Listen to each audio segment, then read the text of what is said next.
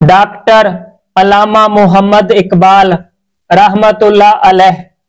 Doctor अलामा मोहम्मद इकबाल 9 नवंबर 1877 को सियालकोट में पैदा हुए। अलामा इकबाल को शायर मशरिक कहा जाता है। उन्हें पाकिस्तान का कौमी शायर भी कहा जाता है। अलामा इकबाल ने सियालकोट से एफए किया। उन्होंने गवर्नमेंट कॉलेज लाहौर से एमए किया और फिर इंग्लैंड चले गए। वहां उन्होंने कानून की तालीम हासिल की। आपने नज़में लिखना शुरू कर दी।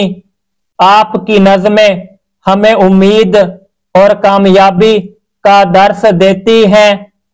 उन्होंने मुसलमानों को पाकिस्तान का तस्वुर दिया। उनका इंतकाल 21 अप्रैल 1938 को हुआ।